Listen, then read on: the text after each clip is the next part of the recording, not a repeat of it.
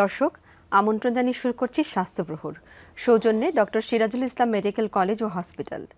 আপনাদের সাথে আছি আমি ডক্টর মুনিরা রাফাত চৌধুরী। দর্শক শ্রোতা, আমাদের আজকের বিষয় পিত্তথলির রোগ, পাইলস এবং হার্নিয়া নিয়ে।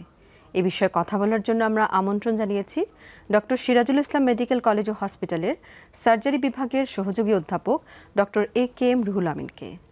চলুন তার কাছ থেকে জেনে নিব আজকের বিষয়ে। এছাড়া দর্শক শ্রোতা যারা আপনারা আমাদের সাথে সরাসরি কথা বলতে চান, টিভি স্ক্রলের নিচে দেওয়া ফোন নম্বরে ফোন করে আমাদের সাথে কথা বলতে পারেন। চলুন আমরা শুনি আজকের এই বিষয়ে। কেমন আছেন? আলহামদুলিল্লাহ, ভালো আছি। আপনি ভালো আছেন? জি, ভালো আছি। আমরা তো আজকে অনেকগুলো বিষয় নিয়ে আপনার কাছে শুনবো। প্রথমে একটু পিত্তথলির রোগ নিয়ে জানতে চাই। রোগে যাওয়ার আগে আমার মনে হয় যে দর্শক শ্রোতাদের জন্য একটু ইজি করে আপনার কাছে জেনে নিতে চাই যে এই যে আমরা বলছি পিত্তথলি, এটা ইংরেজিতে আপনারা কি বলেন এবং এটা শরীরের ঠিক কোনখানে থাকে? ধন্যবাদ আপা।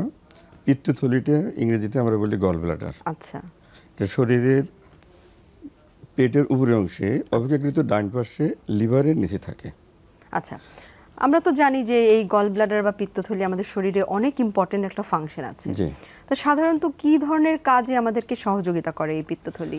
পিত্তথলি, ধন্যবাদ আপনাকে। পিত্তথলিটা লিভার থেকে পিত্তরস তৈরি হয়। আচ্ছা। সেই পিত্তরস, লিভার দুই ধরনের, দুই পাশে দুটো থাকে, লেফট এবং রাইট।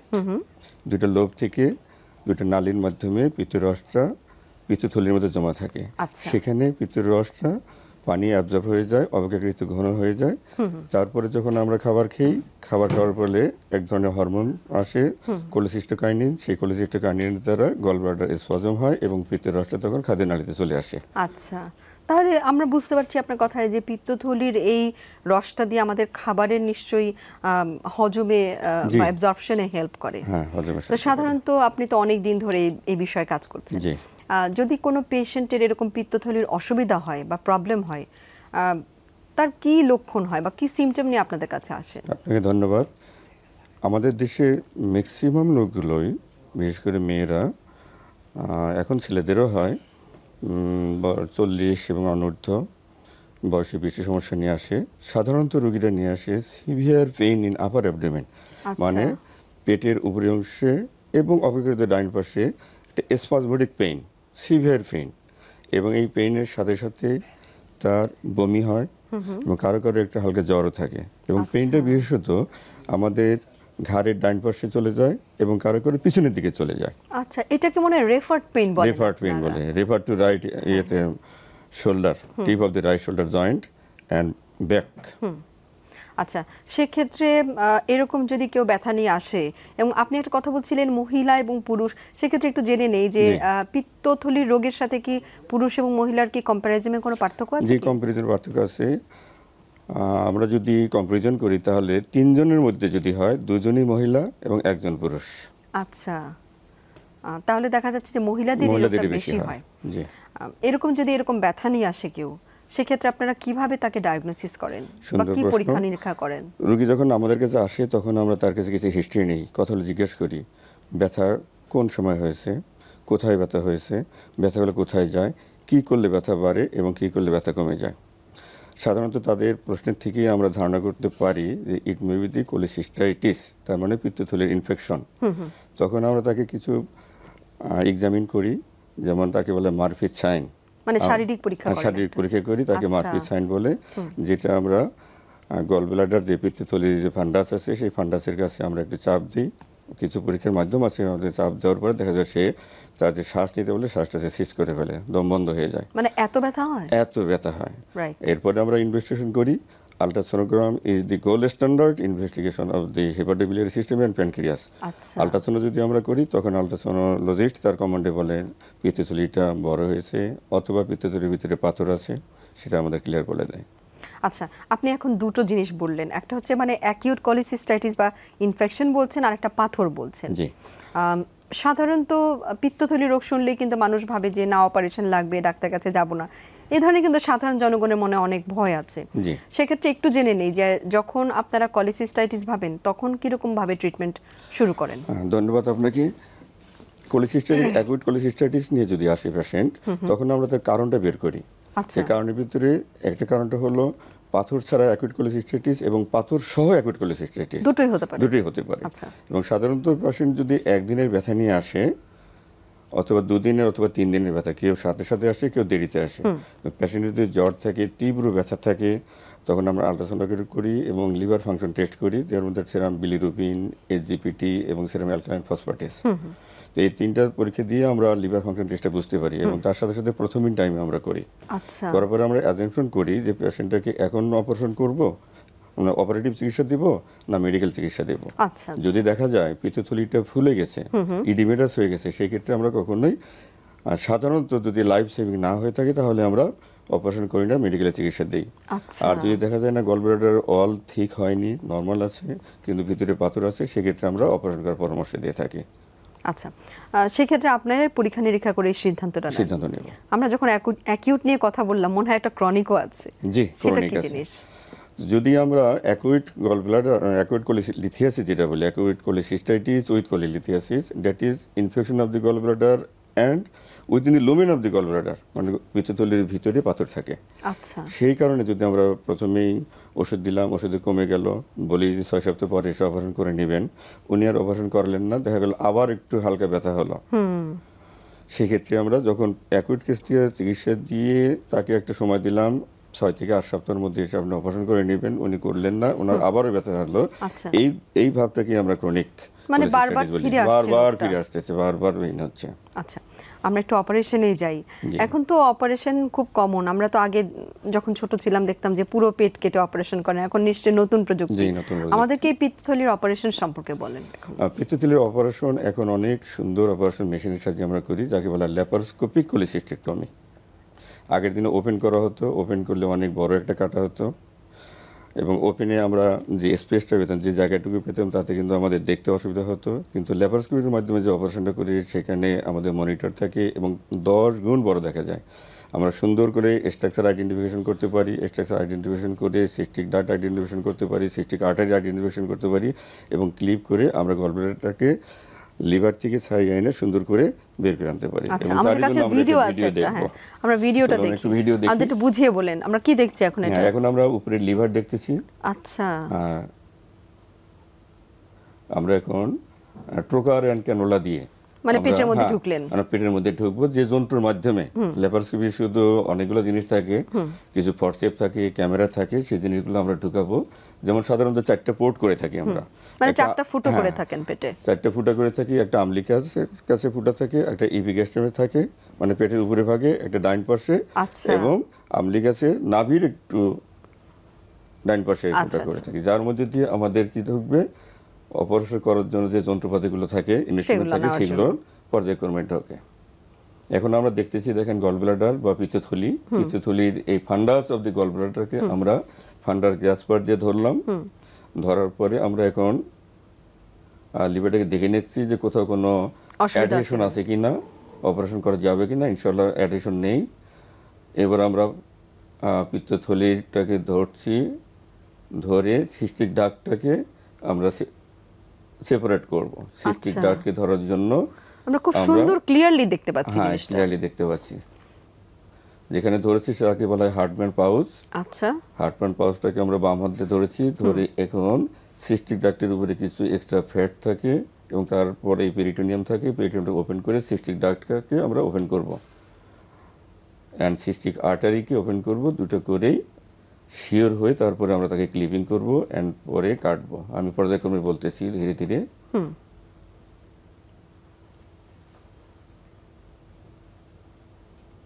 এখন identification of the cystic duct. এবং আমরা জানি যে ফুটো করে অপারেশন করায় রোগীর কিন্তু অনেক অ্যাডভান্টেজও হয়। হ্যাঁ, অ্যাডভান্টেজ হয়। ফুটো করে করলে আমাদের পেট কাটতে হয় না, ব্লিডিং কম হয়, খুব রোগী তাড়াতাড়ি হিল হয় এবং তাড়াতাড়ি কাজে ফিরে যেতে পারে। আচ্ছা, এখন দেখেন আমরা গলব্লাডারের উপরে যে পেরিটোনিয়াম থাকে, সেই পেরিটোনিয়ামটা ডিসেক্ট করে আমরা ক্যালোস ট্রায়াঙ্গেলকে ডিসেক্ট করব। আচ্ছা, ক্যালোস ট্রায়াঙ্গেল ডিসেক্ট করলে আমার সিস্টিক ডাক্ট এবং সিস্টিক আর্টারি সেপারেশন হয়ে যাবে। আমরা পোস্টেরিয়রটা করলাম, এখন এন্টেরিয়র পেরিটোনিয়ামটা সারাচ্ছি।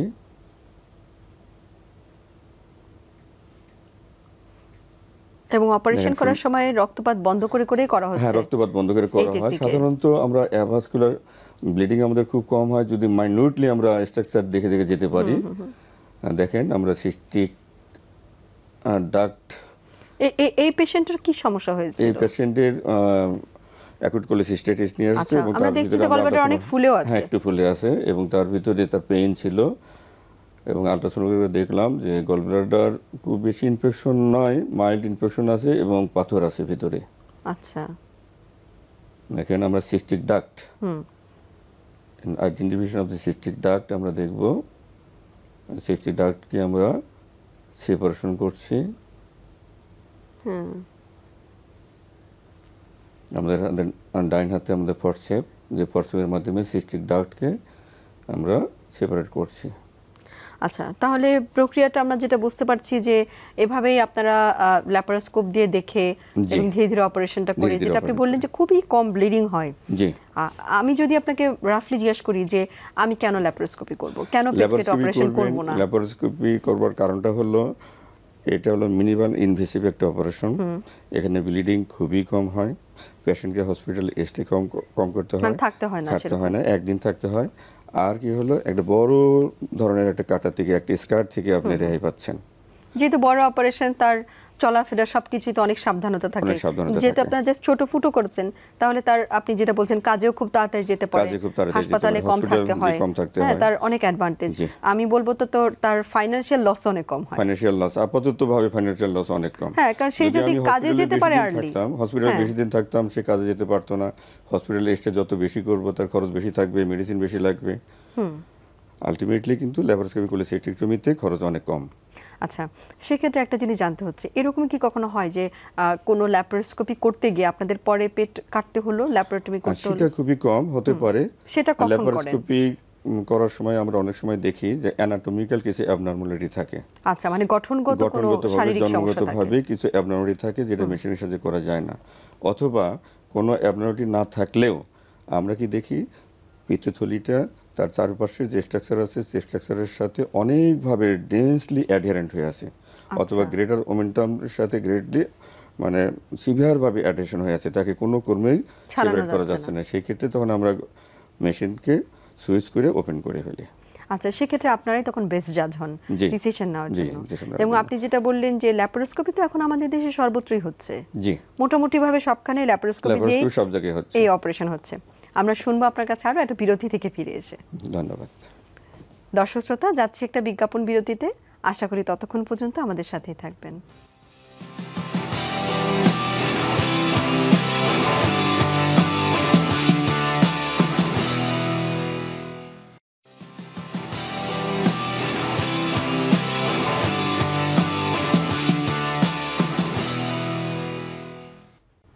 দর্শক, বিরতির পর আবারও স্বাগত জানিয়ে শুরু করছি স্বাস্থ্য প্রহর, সৌজন্যে doctor Sirajul Islam medical college ও হসপিটাল।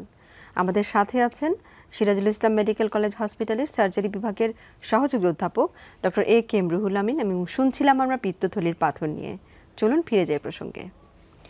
বিরতির আগে আমরা পিত্তথলির পাথর নিয়ে আপনার কাছে শুনছিলাম এবং রোগ নিয়েও, অন্যান্য রোগগুলো নিয়েও আমরা ভিডিও দেখছিলাম এবং দেখেছি যে খুব সুন্দরভাবে ল্যাপারোস্কোপি করে কি সুন্দরভাবে ডিসেক্ট করা যায়। এবং ভিডিওর এই পর্যায়ে দেখছি যে একটা ক্লিপ পরানো হয়েছে। জি, এই ক্লিপটা কেন পরিয়েছেন? এখানে হলো আমরা identification of the cystic duct করলাম, সিস্টিক ডাক্টের ক্লিপ করলাম।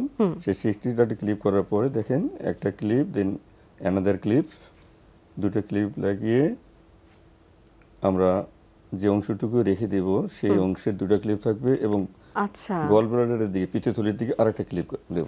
তারপরে আমরা সিস্টিক ডাক্টটাকে কাটবো।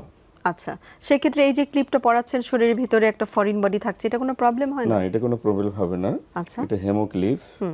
এই ক্লিপটার ভিতরে ফাইব্রাস শীটগুলো দিয়ে ফাইব্রাস এনক্যাপসুলেশন হয়ে থাকবে, সারা জীবন থাকবে এরকম। আচ্ছা, মানে এটা বডিতে কোনো প্রবলেম হবে না? এটা পলিমার ক্লিপ, এতে কোনো প্রবলেম হবে না। এখন দেখেন যে ক্লিপটা দিচ্ছি সেই ক্লিপটা হলো টাইটেনিয়াম ক্লিপ। দ্যাট ইজ এই অংশটুকু আমি কেটে ফেলে দিব, কেটে নিয়ে আসবো বলে এখানে টাইটেনিয়াম ক্লিপ দিচ্ছি।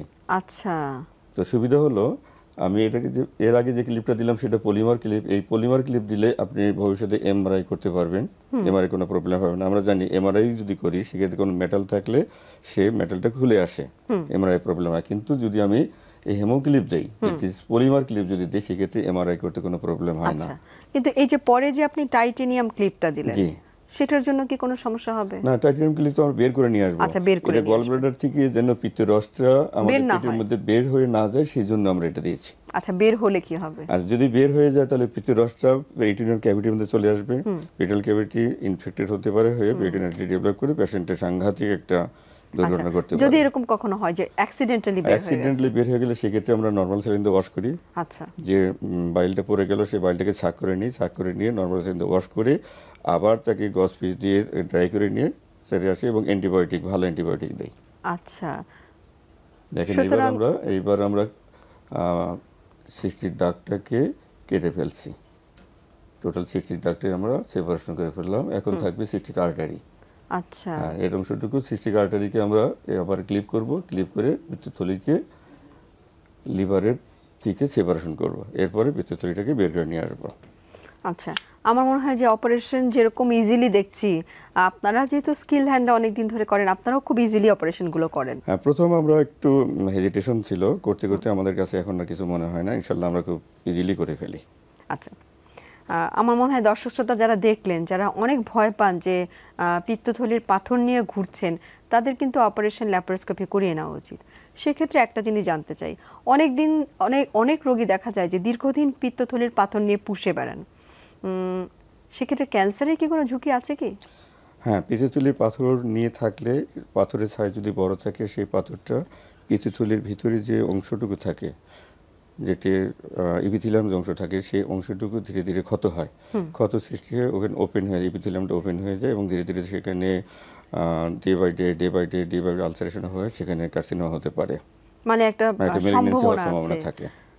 তাহলে আমার মনে হয় অবহেলা না করে অপারেশন করিয়ে নেওয়াটাই ভালো যাদের এই সমস্যা। শুধু কার্সিনোমা নয়, এই পিত্তথলির যে সিস্টিক ডাক আমি দেখলেন যে কেটে ফেললাম, লাইগেট করলাম, ক্লিপ করার পরে কেটে ফেললাম, এই সিস্টিক ডাক্টের মধ্যে দিয়ে যদি পিত্তথলির পাথরগুলো পার হয়ে যদি কমন বাইল ডাক্টে চলে যায়, তখন কিন্তু এই সহজ অপারেশন আর সহজ থাকে না, তখন একটা জটিল রূপ ধারণ করে ফেলে। আচ্ছা, কারণ এই ছোট্ট নালীর মধ্যে থেকে পাথর মেশিনের মাধ্যমে বের করা কঠিন, তখন তাকে ইআরসিবির মাধ্যমে বের করে ফেলতে হয়। ইআরসিবি যদি ফেল করে, তখন তাকে আবার পেট কেটে বের করতে হয়, যার জন্য সময় থাকতেই ল্যাপারোস্কোপিক সার্জারির মাধ্যমে পিত্তথলি পাথর অপারেশন করে নেওয়াটা ভালো। আচ্ছা, আমরা এবার আপনার কাছে একটু পাইলস নিয়ে শুনবো। আমরা এতক্ষণ পিত্তথলিতে ছিলাম, এখন পাইলসে আসছি। ধন্যবাদ। পাইলস বলতে কি বোঝান আসলে? পাইলস বলতে আমরা বুঝি মলদ্বারের ভিতরে অ্যানাল ক্যানাল এবং রেকটামের কিছু অংশের মধ্যে যে রক্তনালীগুলো থাকে, সেই রক্তনালীগুলো ফুলে যাওয়া। সাধারণত আমরা ঘড়ির কাঁটার দিকে যদি তাকাই, তাহলে 3 o'clock position, 7 o'clock position and 11 o'clock position, এই তিনটা জায়গাতে যে রেকটামের যে ব্লাড ভেসেলগুলো থাকে, সেই ব্লাড ভেসেলগুলোর ডাইলেটেশন হয়, ইলিংগেশন হয়। হইলে কি হবে, এটাকে আমরা পাইলস বলে থাকি।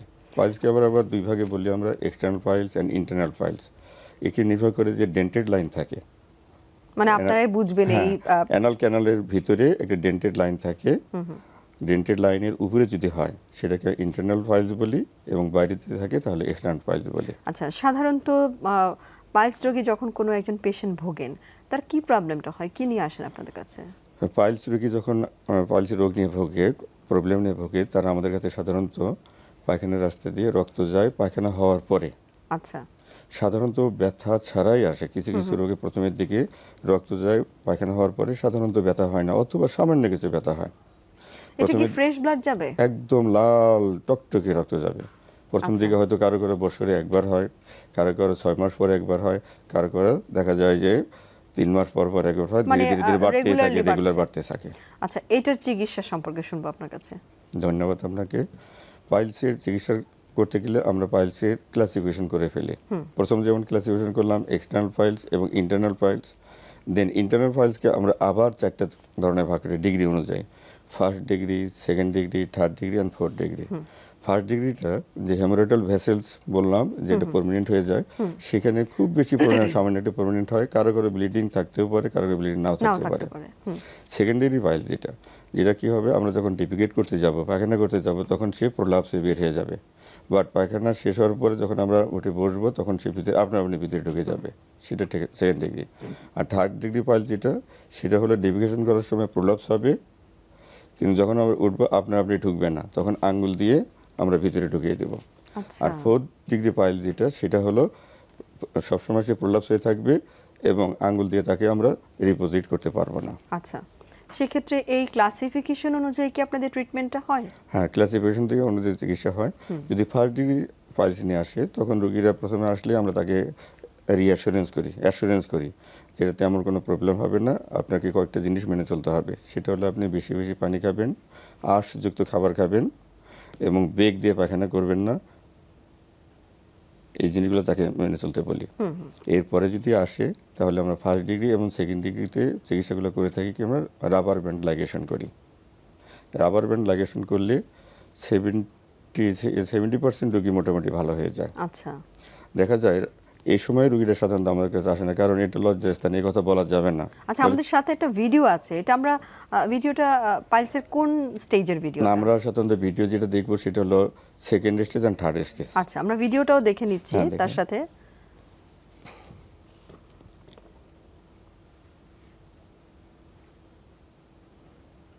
এটাকে কি বলেন আপনারা, কি অপারেশন? আমরা এটা লঙ্গু অপারেশন বলি। আচ্ছা, লঙ্গু অপারেশন অনেক নাম শুনেছি। হ্যাঁ, এটা খুব পপুলার একটা অপারেশন। এটা লঙ্গু অপারেশন। উনি ইটালিয়ান একজন প্রফেসর, ইউনিভার্সিটির একজন প্রফেসর, উনি এই যন্ত্রটা আবিষ্কার করেছিলেন। আচ্ছা, এই যন্ত্রের মাধ্যমে আমরা যে পাইলস অপারেশন করি অনেক সুন্দরভাবে অপারেশন করা যায়, তাতে রক্তক্ষরণ কম হয় এবং রোগী খুব তাড়াতাড়ি বাড়ি চলে যেতে পারে, পার্শ্ব প্রতিক্রিয়া খুব কম। আমরা দেখতেছি সেখানে লঙ্গু অপারেশনটা, সেই লঙ্গু অপারেশনে একটা ডিভাইস, একটা যন্ত্রের মধ্যে আমরা করে থাকি, তার নাম হলো স্টাপলস। সেই স্টাপলের আগে কিছু ডাইলেট থাকে, যন্ত্রপাতি থাকে, তাকে একে ডাইলেট করে দেওয়া আর কি করে তাকে ভিজুয়ালাইজেশন করার জন্য, একটা ডাইলেটেশন করে একটা ভিজুয়ালাইজেশন করার জন্য। এখন যেটা দেখতেছেন আমরা সার্কামফারেন্সিয়াল, মানে চতুর্দিকে গোল করে একটা সেলাই করব। সেটা হলো যে মিকুসা থাকে, রেক্টামের যে মিকুসা থাকে, সেই মিকুসার সাব মিকুসার ভাবে একটা সেলাই করবো। পার্স স্ট্রিং সুসার বলাই থাকে। আচ্ছা, ভ্যানিটি ব্যাগের মতো, ভ্যানিটি ব্যাগের মতো পার্স স্ট্রিং দেখেন, আমি সেটা দেখানোর চেষ্টা করতেছি। এটা নন অ্যাবজর্বেবল প্রোলিন সুতা দিয়ে আমরা ঘুরিয়ে ঘুরিয়ে, হ্যাঁ, ঘুরিয়ে ঘুরিয়ে গোল করে একটা আমরা পার্স স্ট্রিং স্টিচ তুলবো, সুন্দর করে ঘুরে তুলবো। দেখেন এখানে কোনো ব্লিডিং হয় না। সাধারণত আমরা যদি ওপেন করি তাহলে এখানে কিন্তু কি করে, আমরা যে তিনটার কথা বললাম, 3, 7 এবং 11 পজিশন, এই ক্ষেত্রে আমরা আগে কনভেনশনাল পদ্ধতিতে এক্সেশন করতাম, সেক্ষেত্রে প্রচুর ব্লিডিং হতো।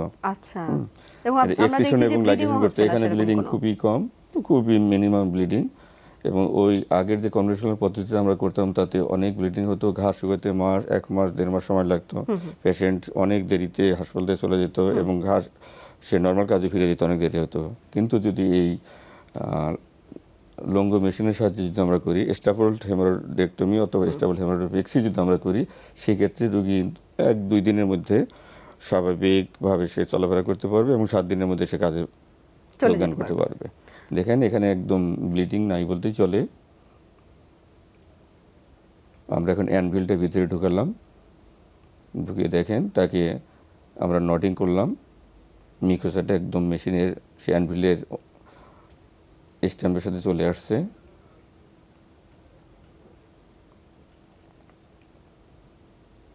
সেক্ষেত্রে তার স্বাভাবিকভাবে মলত্যাগ করতে বা এগুলো কোনো তার প্রবলেম থাকবে না, বা সে কবে থেকে নরমালি সে সব কাজ করতে পারবে? 7 দিনের মধ্যে সে নরমাল কাজ করতে ফিরে যাবে। আচ্ছা, 1 দিন বা 2 দিন, 1 দিনের মধ্যে আমরা রোগী ছুটিয়ে দিই, যেহেতু কোনো ব্লিডিং নাই, কোনো ব্যথা নাই। ফার্স্ট যেদিন অপারেশন করবো ফার্স্ট পিডিতে অনেকেই 50% রোগী ফার্স্ট পিডিতে চলে যায়, দেন সেকেন্ড পিডিতে 50% রোগী চলে যায়। আমাদের সাথে একজন দর্শক আছে। হ্যালো দর্শক, কে বলছিলেন? বলছি রাজশাহী থেকে। জি, আপনার নামটা আরেকবার বলেন। শামীম। আচ্ছা, যার ব্যাপারে কথা বলতে চাচ্ছেন আপনি তার বয়সটা উল্লেখ করে প্রশ্ন করেন। তার বয়স 8 বছর। নাম? আচ্ছা, বলেন। প্রশ্ন হচ্ছে, আমার বাচ্চার বয়স 8 বছর, আজ থেকে আগে বৃত্তথলিতে পাথর ধরা পড়ে। তারপরে আমি আমাদের এখানে রাজশাহী বিভাগের শিশু সার্জারি বিভাগের অধ্যাপক মোস্তাক আহমেদকে দেখিয়েছিলাম।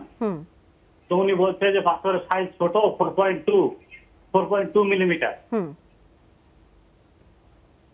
এটা বড় হলে পরে অপারেশন করেন তা বলছে। তো আমি এখন স্যারের পরামর্শ চাইছি, স্যার কি বলে? ধন্যবাদ আপনার কোশ্চেনটা করার জন্য। সাধারণত 7 বছর 8 বছর বয়সে বাচ্চাদের যে পিত্তথলির পাথর হয়, এমনি নর্মালি যে কারণগুলোর জন্য পাথর হয় সেটা সেই কারণ নয়। এটা সাধারণত জন্মগতভাবে কিছু রোগ থাকে, থ্যালাসেমিয়া বা হেরিডিটারি স্পোরাসাইটোসিস, এই ধরনের কিছু রোগের জন্য এই পাথরটা হয়ে থাকে। শুধু পাথর অপারেশন করলেই যে রোগের কারণটা শেষ হয়ে যাবে সেটা নয়। তো পাথর অপারেশন করতে হবে, যিনি প্রচার মোস্তাক আহমেদ স্যার বলেছেন, উনি খুব ভালো বলেছেন। আপনি ওয়েট করুন, বাচ্চার বয়স যখন বেশি হবে তখন ল্যাপারোস্কোপিকের মাধ্যমে অপারেশনটা করে নেবেন এবং পাশাপাশি অন্য যে কারণে রোগটা হলো সে কারণের চিকিৎসা করে নেবেন।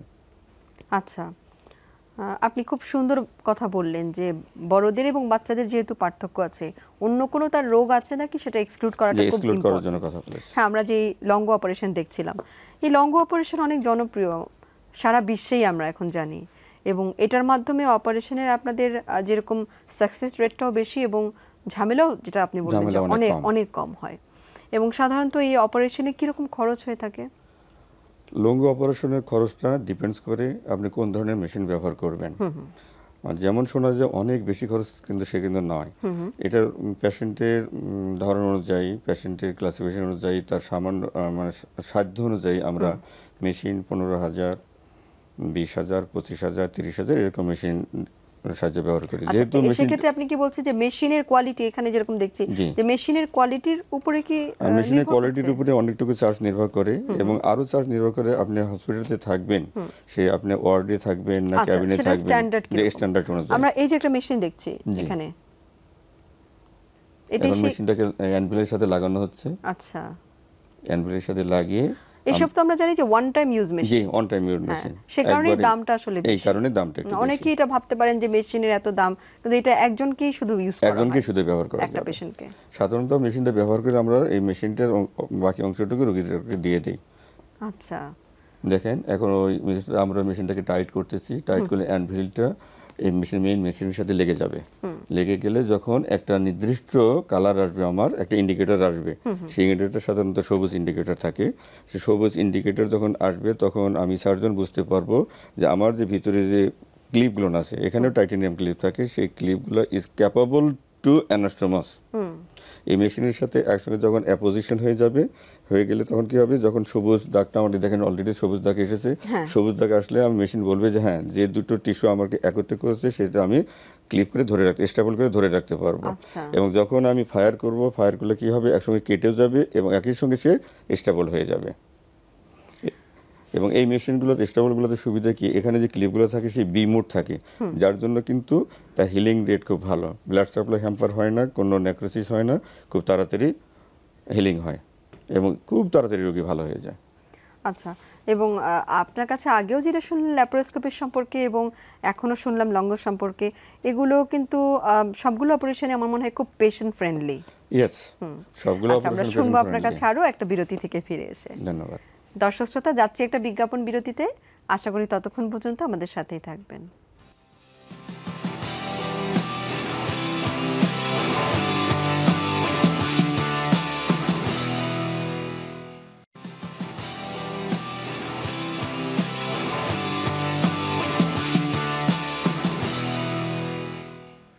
দর্শক, বিরতির পরে আবারও স্বাগত জানিয়ে শুরু করছি স্বাস্থ্য প্রহর, সৌজন্যে doctor Sirajul Islam medical college ও হসপিটাল। আমরা শুনছিলাম পাইলস নিয়ে, এবার আমরা শুনবো হার্নিয়া নিয়ে। চলুন ফিরে যাই প্রসঙ্গে। বিরতির আগে আমরা পাইলস নিয়ে শুনেছি এবং দেখেছিও যে লঙ্গ অপারেশন কিভাবে করা হচ্ছে। এবার হার্নিয়া নিয়ে জানার আগে আবারও আগের মতো একটু জেনে নেই যে হার্নিয়া জিনিসটা কি বা কাকে বলেন আপনারা। ধন্যবাদ আপনাকে। হার্নিয়াটা হলো, বাংলা যদি বলি, বাংলা এবং ইংরেজি দুটো মিলাই বললো, প্রোট্রুশন অফ এনি ভিসকাস, মানে যে কোনো একটা জিনিস শরীরের ভিতর থেকে বের হয়ে যাবে সম্পূর্ণ অথবা আংশিক কোনো দুর্বল জায়গা দিয়ে, তাকে হার্নিয়া বলে। একেবারে আপনি বলছেন চামড়ার বাইরে দিয়ে বার হয়ে যাবে নাকি আমাদের? না, চামড়ার ভিতরেই থাকবে। আচ্ছা, চামড়ার protrusion of any viscous completely or partially, মানে পুরোপুরি ভাবে বা আংশিক ভাবে অথবা আংশিক ভাবে শরীরের কোনো দুর্বল জায়গা দিয়ে চামড়ার নিচে যখন আসবে সেটা হলো হার্নিয়া। আচ্ছা, সাধারণত আমাদের শরীরের কোন কোন অংশে হয়? আপনি তো অনেক দিন ধরে বিষয়ে কাজ করছেন, জি, কোন অঙ্গগুলো বেশি প্রোন? হার্নিয়াকে আমরা সাধারণত যদি ভাবি, বেশি হয় সবচেয়ে ইঙ্গুলান হার্নিয়া। তো তার আগে ডিটেলস বলার আগে আমি একটু ক্লাসিফিকেশনটা বলে নিই হালকা করে।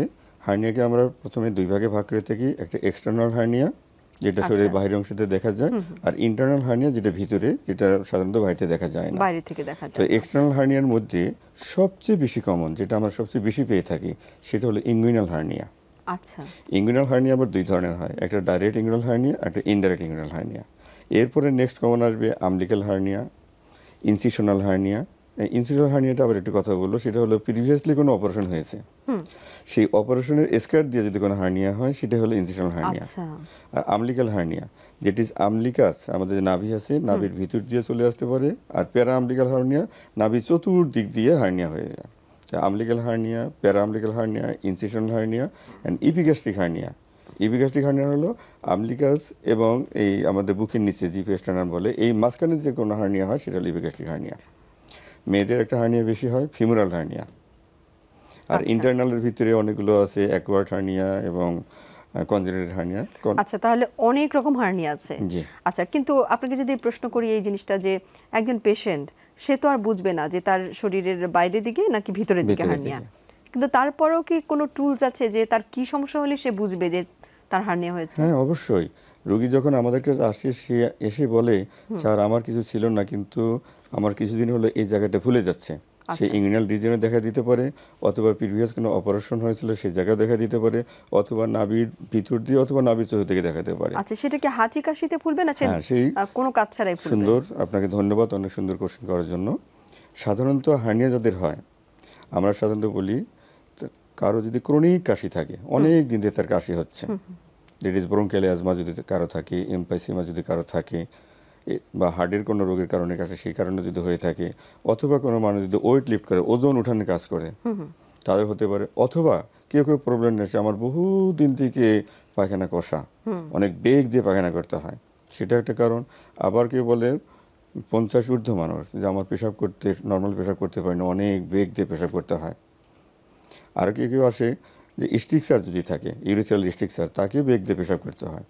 That is অ্যাগ্রাভেটিং factor. যে কাজগুলোর ভিতরে বললাম, ক্রনিক কাশি, অথবা পেশাবে পায়খানা করে বেগ দিয়ে পায়খানা করতে হয়, কে ওজন উঠায়, অথবা কার প্রিভিয়াস অপারেশন হয়েছে, সেই জায়গাতে হার্নিয়া হতে পারে।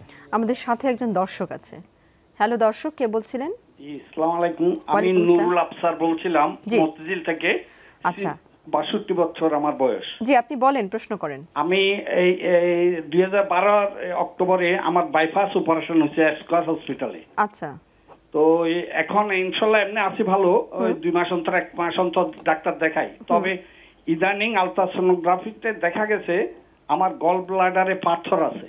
আচ্ছা, তো এখন কি আমি পাথর এটা সরানোর জন্য কি আমি অপারেশন করতে পারবো? আমার তো বাইপাস করা, ওই জন্য ভয় করতেছি আর কি। আচ্ছা, ঠিক আছে, থ্যাংক ইউ, আমরা শুনে নিচ্ছি উত্তর। ধন্যবাদ আপনার কোশ্চেন করার জন্য। বাইপাস অপারেশন করলে হার্টের যে কারণের জন্য করেছিলেন, আমার চলার পথে যদি একটা রাস্তা থাকে, সেই রাস্তায় ব্রিজ যদি ভেঙে যায়, আমরা সেই ব্রিজে কী করি, বিকল্প একটা রাস্তা তৈরি করে দিই। আপনার বাইপাসটা ঠিক সেই রকমই, বিকল্প রাস্তা তৈরি করলে সেই রাস্তা দিয়ে হাঁটাহাঁটি করা যায়। তেমনই এখন যদি আপনি হার্টের বাইপাস করেছিলেন, এখন হার্টের কিছু পরীক্ষা আছে, একটা ইসিজি এবং ইকো করে নেওয়ার পরে যদি দেখা যায় যে আমার হার্টের ফাংশন ঠিক আছে, তাহলে অবভিয়াসলি আপনি অবশ্যই ল্যাপারোস্কোপির মাধ্যমে আপনি পিত্তথলি পাথরের অপারেশন করতে পারবেন। আচ্ছা, যে বিষয়ে আমরা কথা বলছিলাম হার্নিয়া নিয়ে, আপনি বলছিলেন যে হার্নিয়ার তো আসলে অনেক রকম প্রকারভেদ আছে এবং অনেকভাবে আমরা বুঝতে পারি যে পেশেন্টের হার্নিয়া। তো এরকম যখন সিমটম নিয়ে আসলো, আপনারা কি রকম পরীক্ষা নিরীক্ষা করেন বা শারীরিক কি পরীক্ষা নিরীক্ষা শিওর হন? সাধারণত হার্নিয়া রোগী যখন আমাদের কাছে আসে, পরীক্ষা নিরীক্ষার চেয়ে আমাদের কাছে এক্সামিনেশন, হিস্ট্রি এবং এক্সামিনেশনটাই মেইন। যে কথাটা বললাম যে তার ক্রনিক কাশি আছে কিনা, সে ওজনের কাজ করে কিনা, তার পেশাব পায়খানা বেগ দিয়ে করতে হয় কিনা, এইটা নিয়ে মেইনলি করি। এবং তার ক্লিনিক্যাল কিছু এক্সামিনেশন আছে, সেই এক্সামিনেশন করার জন্য যেমন আমরা তাকে দাঁড়িয়ে ওই জায়গাটা এক্সপোজ করি। এক্সপোজ করার পরে প্রথমে আমরা কাশি দিই, কাশি দেওয়ানোর পরে এটা হলো visible cup impulse, then palpable cup impulse, and পরে দেখি আমরা get above the swelling. That is যে জায়গাতে হার্নিয়াটা হলো, সেই কারণটা যদি অন্ডকোষে, আমি বলছি ফিমোরাল ইঙ্গুলার হার্নিয়ার কথা, যদি ইঙ্গুলার হার্নিয়া হয়ে থাকে, তাহলে প্রথমে visible cup impulse, then palpable cup impulse, এবং সেটা কোন ধরনের, এটা ইনডাইরেক্ট না ডাইরেক্ট। যদি ইনডাইরেক্ট হয়ে থাকে, সেটা আবার ক্লাসিফিকেশন করবো, এটা ইনকমপ্লিট না কমপ্লিট।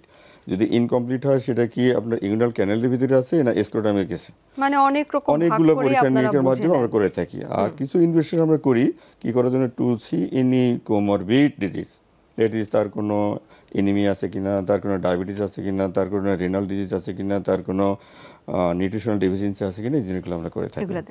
আচ্ছা, আমরা শেষের দিকেও চলে আসছি, আমরা একটু এটার ট্রিটমেন্ট সম্পর্কে জানতে চাই।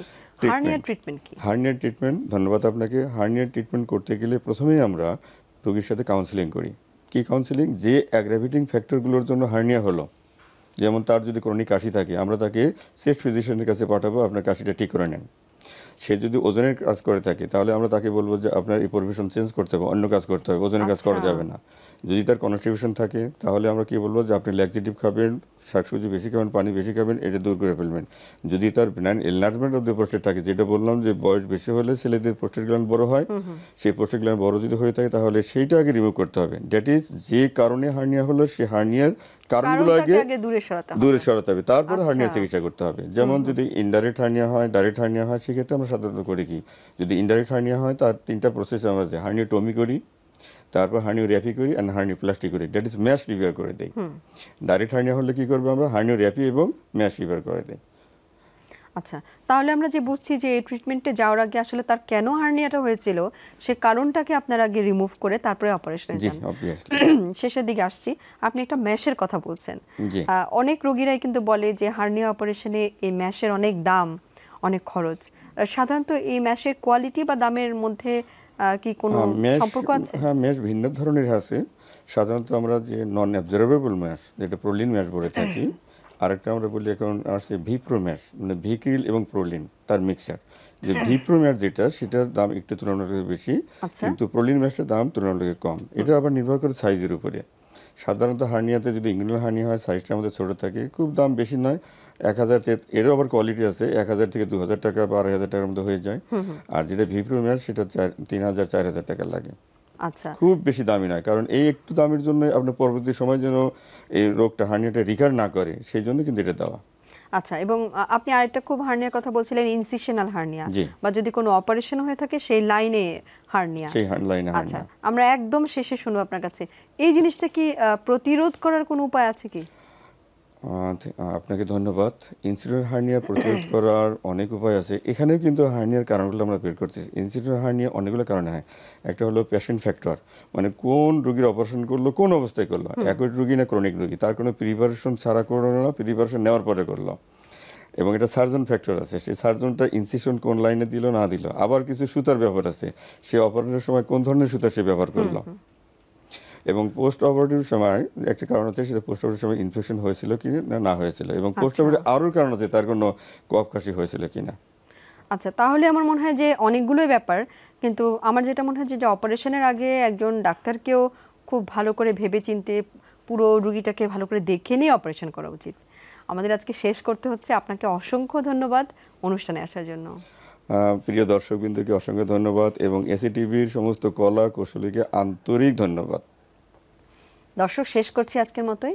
আপনারা সবাই ভালো থাকুন, সুস্থ থাকুন, এই কামনায়।